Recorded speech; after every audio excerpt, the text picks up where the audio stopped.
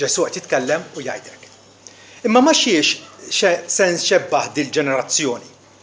Tixbaħ l-tfal bil-qiegħda fis-swieq li jsejħu lejhom lill-oħrajn u jgħidu iflawt jgħinilkom u ma sfintux, għannejna il-lamenti u ma l-fuqtux. Għax Ġwanni la ġie jiekol u lanqas jixrob u jgħidu għandu demonju. Bin il-bniedem ġie jiekol jixrob u jgħidu ara. Bniedem u ikkiel u xarrab l-imbit ħabib id-dazzjari u l-midinbin. Frattant, l-erf huwa ġustifikat mill-azzjonijiet tiegħu. Amen. Araw taqblux miegħi l-aħwa. Min jaf fejn isib il-verità u jaf kif jiksibha u jibqa' ma jimpurtax minnha huwa stupidu. Huwa stupidu mill-kbar. L-istupidu mhuwiex dak il-bniedem li m'għandux ċertifikati xjuri fuq is-CV tiegħu. Ma dak il-bniedem li jaf li mhuwiex paċi malla u jibqa' għaddej bħal kieku xejn. Ovvjament hemm l-isfidi biex insibuha l-verità il għaliex hemm il-fatt tad-dnub illi gerfxilna moħħna, id-dnub. L-istat tal-għadwa tagħna kontra Alla moħħna ma jibqax jiffunzjona kif suppost. U allura hemm l-isfidi, hemm il-problemi, hemm l-ostakli biex aħna insibuha l-verità u frattant u Alla nnifsu li jersaq lejna bil-verità tiegħu. Meta Ġesu mexa fostna, il-verità tiegħu kienet fostna, għamret fostna. U Ġesu li qal jienu il-verità ħadd ma jiġi il-missier li f'permezz tiegħi. Allura x'qiegħed iżommok lura milli tħaddan u tobdi u tħobb il-verità. Jew bħala Kristjan, ħafna minnkom hawnhekk huma Kristjani. X'qed ifixklek milli tgħaddi l-qudiem fil-Ministeru, forsi tinsab ikkakmat, tinsab imweħħel fejn inti taf li tista' tagħmel u sservi l-mulej aħjar milli qatt servejtu u tibqa' fejn inti. Tibqa' jisek għażien, tibqa' imwaħħal. Din il-parabola Ġesu hawnhekk qiegħed jakkuża lil nies illi huma puerili. Ma tantx nużaw il-kelma puerili. Puer bil-Latin tfisser tifel. Mela, wieħed puerili jinsibu ħafna nies li huma puerili, iġibu ruħhom ta' tfal. Għadhom immaturi, jiġġieldu fuq ix-xejn, jikkustonjaw, jesaġeraw bħalma jagħmlu tfal. U ħafna nies jikbru u anke titla'lhom il-leħja u kollox u jibqgħu tfal. Xi ħaġa li Ġesu hawnhekk qiegħed iċanfara il għax jgħid ma xiex se nxebbaħ dil-ġenerazzjoni. In-nies li qed niltaqa' magħhom regolarment, ma xiex se nxebbaħhom. U jixbħu l-tfal bil-qiegħda fis-suq fejn isejħu lill-oħrajn lejhom u jgħidulkom flajtar daqqejna fuq il-flawt u ma sfintux, għannejna l-lamenti u ma bkejtux. Ġesu hawnhekk qiegħed ngħidu hekk jixlina. Illi aħna ħafna drabi nġibu ruħna ta' karattru puerili. Flok ma nkunu rġiel u nisa maturi, nġibu ruħna ta' tfal. Hemm differenza tkun bħat tfal. Hija xi ħaġa rikmandata fl-Iskrittura meta l-dixxipli Ġesu saqsaw minnu l-ikbar fis-sat nas mewwiet. U Ġesu sejjaħ tifel ċkejken u qal jekk ma sur bħal dak tifel ċkejken b'ebda mod ma titlu fis-saltna talla. U baqa jispjega li tifel ċkejken huwa persuna umli li jiddependi fuq ħaddieħor. U hekk ukoll Ġesu jridna li aħna nkunu bħat-tfal fis-sens li niddependu fuq Alla missierna illi kapaċi u attwalment isalvana b'ibnu Ġesu. Imma li tkun tfal li tikber fl-età u tibqa' tfal hija xi ħaġa kundannata. Ġesu Pawlu l-Korintin jgħidilhom fil-ħażen kunu tfal, kunu trabi. Imma fl-għajxin ġust kunu nies maturi, nies adulti. Li tibqa' tfal hija xi ħaġa kundannata. Pawlu qal meta kont tifel, jiena kont naħseb ta' tifel u kont naġixxi ta' tifel u kont nirraġuna ta' tifel. Imma meta kbirt dak li kien ta' tifel neħħejtu. Il-fatt jibqa' illi forsi xi wħud fostna għalkemm kbirna fl-età għadna puerili. Għadna ma immaturajniex, għadna qegħdin naqilgħu l-iskużi, nfettqu. Ara x'ġara. Fi żmien Ġesu Alla prova jilħaq il-ġenerazzjoni ta' żmien Ġesu b'żewġ stili ta' żewġ personaġġi kbar. Ġwan il-Battista, li kellu stil auster, kien jgħix fid-deżert, l-ilbis tiegħu kien sempliċi, jiekol il-ġradijiet u l-għasel selvaġġ u jgħix fid-deżert. Allura għandek bniedem auster. Ġesu illi ukoll huwa messaġġier minn għand Alla laħaq in-nies bi stil totalment differenti. Kien jagħmilha man-nies soċjevoli, jilqa' kulħadd, bidejh miftuħa, u Ġesu ixebbaħ il-ġenerazzjoni tiegħu ma' dawn it-tfal illi meta iddeċidew bejniethom illi jilagħbu ta' funeral. Tajjeb, funeral hija okkażjoni ta' dwejja estrem mhux vera. Dak qisu kien Ġwanni, illi Ġwanni priedka l-indiema u n-nar ma jintefiex u l-mannara qiegħda ma jerq is-siġra u min ma jindimx se jintefa' fin-nar ta' dejjem. Frattant Ġesu wkoll priedka l-Vanġelu bħal Ġwanni, però għal Ġesu aktar preżenta bħala okkażjoni ta' ferħ. Il-ferħ illi ġibilna s-Salt Natalla. Xebbaħ is-Salt Natalla ma' raġel li jsib teżor pereżempju fl-għalqa. Li għal ferħ li qabdu mar bieħ kull ma kellu sabiex jixtri dik l-għalqa. Għandek il-Ġwanni u l-Ġesu. Il-tnejn qegħdin jaqdu l-ministeru tagħhom, però huma differenti fl-istil. Wieħed huwa pjuttost qiebes, Ġwanni, u l-ieħor huwa aktar ferriħi. Frattant, in-nies ta' żmienu xorta waħda ma kkoperawx la ma' wieħed u l-qas ma' ieħor. Fis-sens illi ma kienu sodisfatti b'xejn. Mhux biss tlewmu ma' Ġwanni, tlewmu ma' Ġesu, imma kienu wkoll inkonsistenti. Għal xi żmien kienu eċċitati bil-Ġwanni, ħarġu għandu fid-deżert, l-Idumea, nies minn Ġerusalem, il-Galilija, ħarġu għandu għand Ġwanni, kien hemm ċerta eċċitament li issa fostna hawn profeta wara li kien ilu ma jkollna profeta fostna 400 sena. U allura Ġwanni eċċithom xi ħaġa ġdida, frattant Ġesu qalilhom fil-Ġwanni 5, qalilhom intom fraħtu għal xi żmien bi-Ġwanni għax kien bħal lampa li tixel f'post mudlam. Imma il-problema kienet ferħu bih għal xi żmien.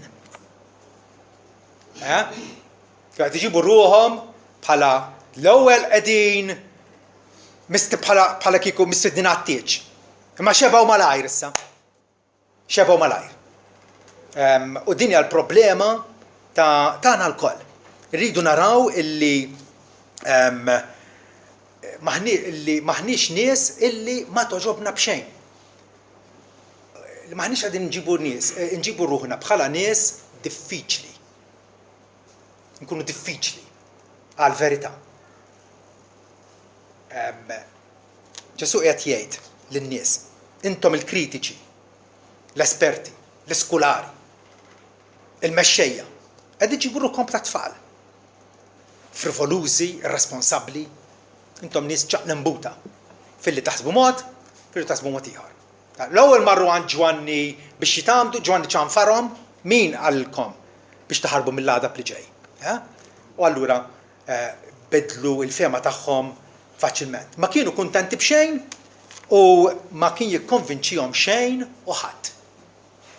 U xi ftit jew wisq il-kol kemm aħna għandna ħabta nġibu ruħna hekk. Fil ħafna entużjażmu imbagħad insibu ħtija. Imbagħad nibdew nippuntaw is-seba', nikkritikaw. L-ewwel ħafna interess, imbagħad nibdlu l-fehma tagħna. ma' Ġesu kif trattaw miegħu. L-ewwel Ġesu kien popolari ħafna. Meta beda l-messaġġ tiegħu jasal għand in-nies, darba minnhom kien fis-sinagoga, tant urtom u tant dejjaqhom illi qabduh u ħarġuh il-barra u kien ħajxħuh minn fuq is-siesa għal isfel. Fil-li qegħdin jisimgħuh u jitgħaxqu bil-kliem ħelu li kien ħiex minn fommu, x'in bdew attwalment jifhmu l-verità, bidlu il-fema tagħhom kienu nies ċaqlembuta, nies illi ma toġobhom b'xejn. Inġibu ruħna bħal dak ir-raġel illi għajt il-martu tfajtlu melħ il-brodu u tajlu le. U jgħidilha mela ħsibt nieqiet l-isptar, pazjent l-isptar, ikel bla melħ. L-għada jgħidilha tfajtlu melħ il-brodu u tajlu iva. U jgħidilha mela titittalla l-pressjoni. Ħafna drabi nġibu ruħna propjament hekk. Tagħmel x'tagħmel ma dak li jkun ħadd laqata fuq rasek. Għax għandu s-serratizz moħbi wara daru u tajt x'tajt u ġġib ruħek kif ġġib ruħek miegħu ħajtilek fuq rasek. Forsi nitbismu, forsi nibdew nirrealizzaw kemm aħna kultant nies b'rispett kollu patetiċi. Il għaliex nġibu ruħna bħat-tfal. Bħat-tfal tajjeb jibdew jilabu ta' funeral dak kien lob ta' żmienhom, anki niftakar. Konna nilabu tat-tabib pereżempju, tan-ners, konna nilabu tal-lukanda. Tajb, fi żmien Ġesu apparentament kemm din logħba li jilabu ta' tieġ, qed tifhem, u mbagħad forsi l-għada jilabu ta' funeral. William Barclay, kommentatur, jgħid hekk ara. Il-fatt ċar u illi meta n-nies ma jirdux jisimgħu l-verità, faċilment isibu skuża biex isoddu id-dnejhom. Laqas biss jippruvaw ikunu konsistenti fil-kritika tagħhom, jikkritikaw lill-istess persuna u l-istess istituzzjoni għal raġunijiet opposti. Jekk in-nies huma determinati biex jibqgħu ikkakkmati fejn huma, jibqgħu bla ma jirrispondu, jibqgħu ostinati bil-gaddum, tkun xi tkun l-istedina maħruġa lilhom, mhumiex rebduha, mhumiex se jgħodu għalija. Ħafna nies biex jiddefendu l-qagħda morali patetika tagħhom. Jippuntaw subajhom lil ħadd ieħor, lejn metodi ta' Alla, lejn x'qed jiġri, mhux għax li qed jiġri madwarhom huwa ħażin as such, imma biex jagħtu xturhom. Biex minn għalihom jiddefendu li nfushom, jirreaġixxu propjament hekk u rrid insaqsik, inti wieħed minnhom? Inti waħda minnhom? Il-forsi qatt ma kbirt il għaliex ħsiebek biex tippunta subajk, forsi mhux hekk. Forsi għandek l-atteġġjament negattiv fik għax-xogħol tagħha. Għalik żombor tikkritika u frattant m'intix lest li terfa' sebak, terfa' il-pis b'seba' wieħed ta' jdejk. Tiġi hawn biex tfettaq, tikkavilla, tipponta subajk, tara ma xiex tqabbad difrejk, hemm nies hekk, hemm nies illi jmorru u jattendu biex jaraw ma xiex sajabdu. Bħalli kieku huwa id-delizzju tagħhom. Jew ġejtaw forsi biex tagħti qima lill-Alla. B'dik l-intenzjoni tajba u sinċira biex tfaħħar il-Alla tiegħek, biex issaħħaħ ħlutek, biex tikber fil-grazzja. Il-kol kemm aħna tħallna hawnhekk. Il-kol kemm aħna qegħdin nagħmlu l-istess affarijiet. Ma x'inhu l-motiv tal-qalb? X'qiegħed jimbuttana l qudiem biex nagħmlu l-affarijiet. Toġbok il-kelma. Il-kelma moqrija, il-kelma pritkata. L-andament tal-Knisja x'isir minn ġimgħa l-oħra, minn xahar, minn sena l-oħra. Tara ġmiel futek. Mhux qed ngħid il-ġmiel li jidher fil-mera. Tara ġmiel futek, tarahom trofej tal-grazzja t'Alla. nies u li tissaltna, ċittadini ta' smewiet, li tittejnhom, tisservihom, tinkoraġġihom, trid tkun serv tagħhom. Jew forsi qed tfittex ix-xara fl-aġina biex tagħti d-diżubbidjenza tiegħek. Għal darbor ħafna nies hekk jagħmlu. Biex minn għalihom jidhru sbieħ jixtħu t-tajn f'wiċċ ħadd ieħor. Propjament il-ġenerazzjoni ta' Ġesu hija wkoll il-ġenerazzjoni tagħna. Fejn insibuhom dan nies? Kif narfuhom? Huma nies li iduru minn knisja l-oħra huma sodisfatti qatt u b'xejn. Jagħmlulek xahar, sena fi knisja. Ora hemm raġunijiet validi għal fejn għandek titlaq minn knisja u tingħaqad ma' knisja oħra. Meta tara li qed isir tagħlim fals u l-qima talla mhijiex skont l-Iskrittura, hemmhekk għandek fost raġunijiet oħra raġuni valida għal fejn għandek titlaq. Imma hawn nies li iduru minn knisja għall-oħra il għaliex ma jikkakmaw imkien.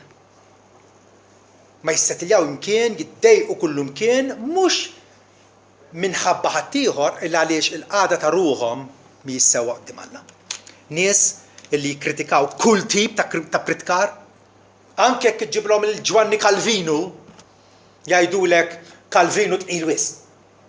Jekk iġiblhom il-Spurgeon jgħidulek Spurgeon jippriedka poetiku wisq u juża ħafna illustrazzjonijiet. Jekk iġibilhom il-Pawlu jgħidulek Pawlu diskorsu ma jolqotnix. In-nies ta' żmienu hekk kienu jgħajru il-Pawlu. Diskorsu ta' min maqdru. Ġifieri. Tista' tihom dak li huwa eċċellenti, imma peress il-qagħda ta' qalbhom hija kontra Alla u kontra l-modijiet tiegħu tibqa' minn ma tirbahom. Huma nies li jippillaw b'kull mod kif il-Knisja titratta ma' ċkejknin tagħha. Bdejna l-funzjoni bit-tfal jiġru u jgħidu. Kif tara din ħaġa? Għad ħsieb dwarha din. Tixtieq li l-Knisja tkun mingħajr tfal? Imma jekk tkun mingħajr tfal, ħadd tikkritika lill-Knisja u tajt Ġesu qal ħallu tfal ċkejknin jiġu għandi. Imma issa li jgħu tfal u jiġru jagħmlu l-istorbju u kol ħadd tikkritika illi mhumiex imrażna u kontrollati kif suppost. U ejja. Fejn naslu. Naħseb jiena il-difett ikun fik innifsek għal darb'oħra. Fejn insibuhom dan nies huma nies li mhumiex kommessi għall-Knisja. Nies li jattendu l-Knisja meta jridu, meta jfittlilhom, meta jogħġobhom. M'hemmx dak l-impenn kif l-Iskrittura tenfasizza li għandu jkun. Għax aħna ġisem wieħed u l-ebda membru tal-ġisem ma jista' jieħu l-lif.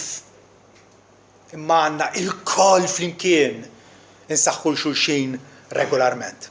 Il-Knisja jistmawa taż-żejjed u n-nieqes. Għaliex għax m'hemmx impenn, m'hemmx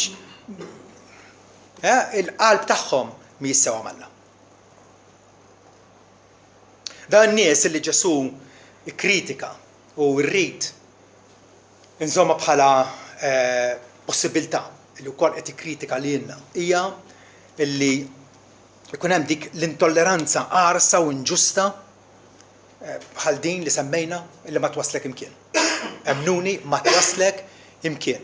Billi tipponta sebek lejn ħadd ieħor qed tifhem il-ħmieġ għadu fuqek. Il-ħmieġ għadu fuqek.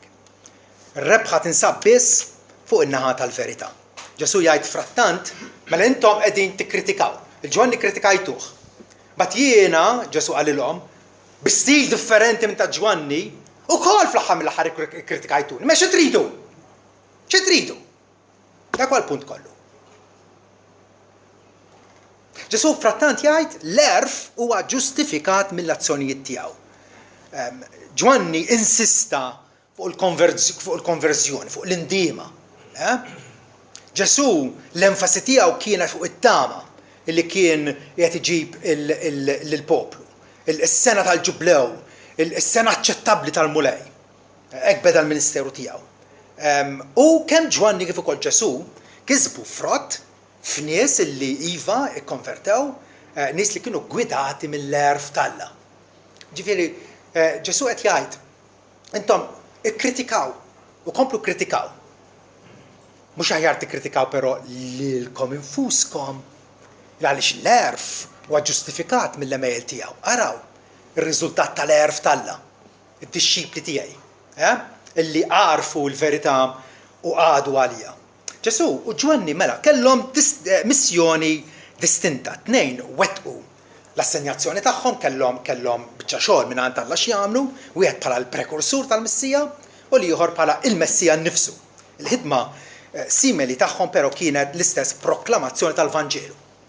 Għalkemm kellhom stili differenti, lingwaġġ differenti, frattant il-lan tagħhom kien il-proklamazzjoni ix-xandir tal-Vanġelu.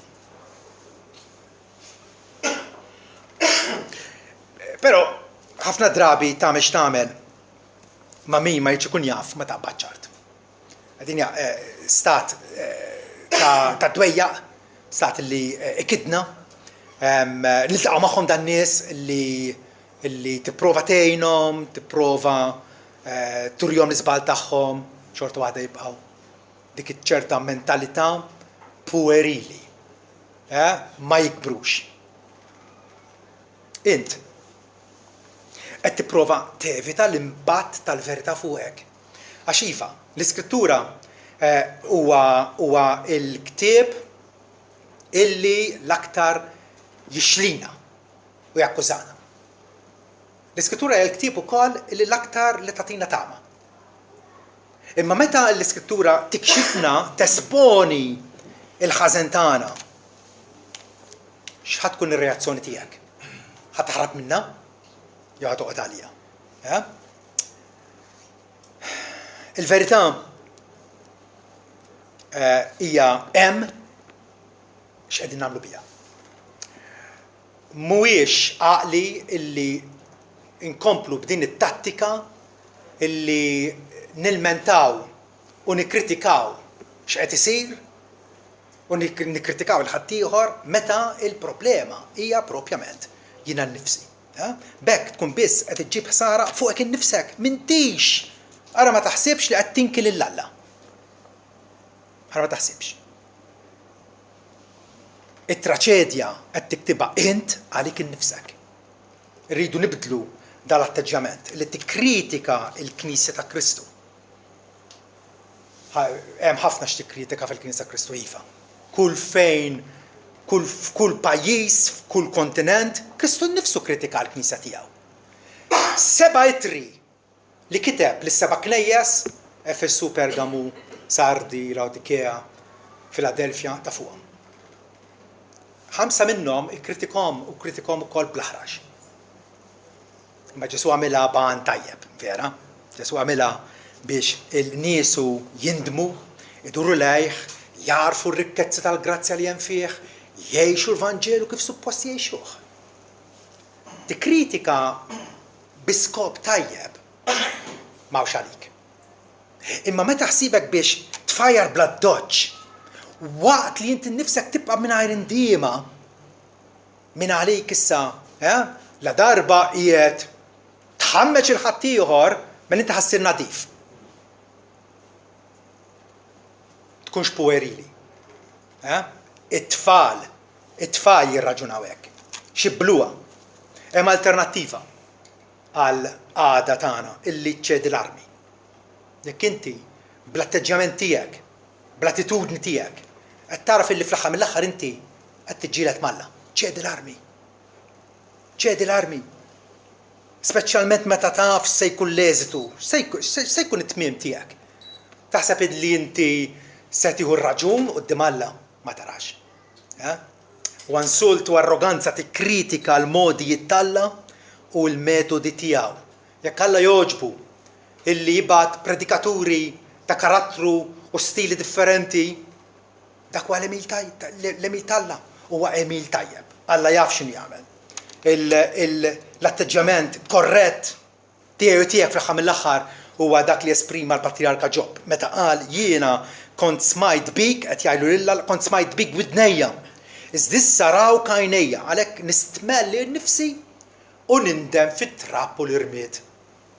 Flok ma noqogħdu nippuntaw subajna ħadd ieħor, aħjar nsibu okkażjoni fejn aħna nindmu.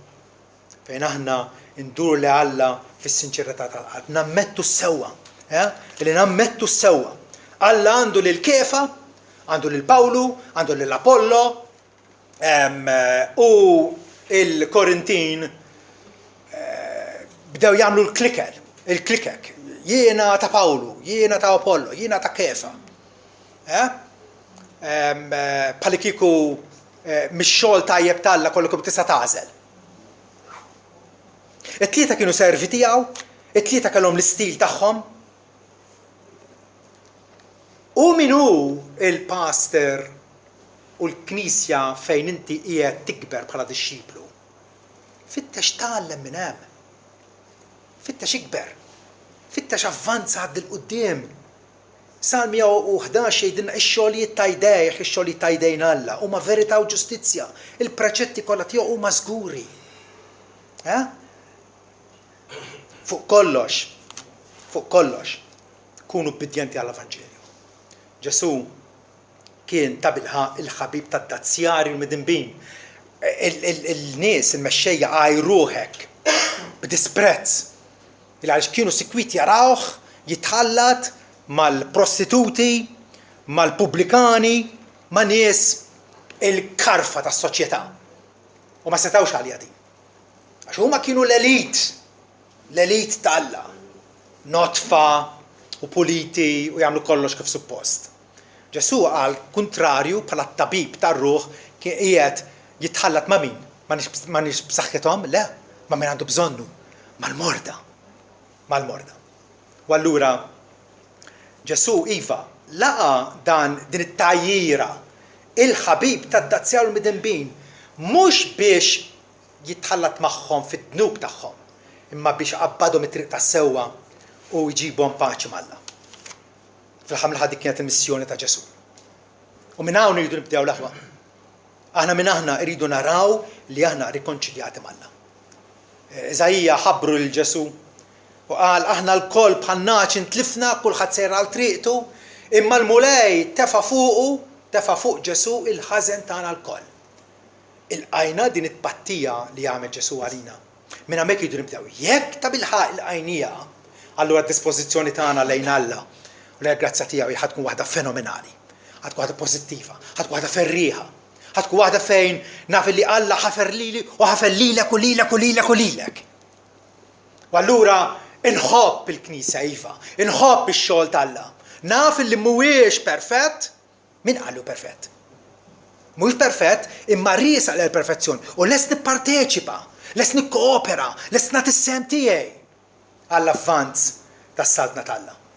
Imma rridu nibdew nkunu nafu x'inhija l-qagħda tar-ruħna quddiem Alla. Aħna nies magħfura, nies imħabbin miegħu, Pawlu fil-Korintin jgħid illi Ġesu li ma kien jaf l-ebda dnub għax ħajja perfetta, Alla għamlu biex ikun dnub għalina biex aħna nsiru l-ġustizzja tal-Alla fih.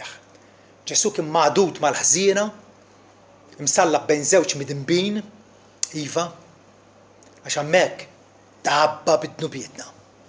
Irridu narfu għadin. Ġesu miet għal ħżiena, Ġesu allura miet għalija. U dik il-fidwa tiegħu nilqaħħa bil-fidi. Il-poeta Ingliż Coleridge, poeta famuż, jgħid il-bnedmin kollha messhom ikunu esperti f'sena waħda. X'taħsbu li ħadd tkun din is-sena? Is-sena tat-tisjir tajba kieku. Is-sena tal-bini tajba wkoll. Hemm ħafna snajja. Imma qal il-bnedmin kollha messhom ikunu esperti f'sena waħda, is-sena tar-riflessjoni.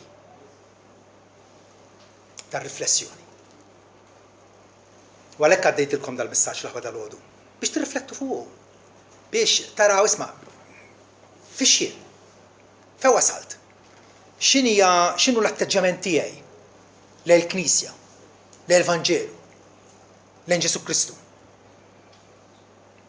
U hemmhekk jekk ikun il-każ, ikun okkażjoni tandiema nerġgħu lura Alla sabiex b'qalb sinċira iva. Mhux nikkritikaw. Imma nikkooperaw. Għall-unità tal-Knisja, għat-tisbieħ tax-xogħol tal-Alla, għall-avvanz tiegħu fostna u f'pajjiżna.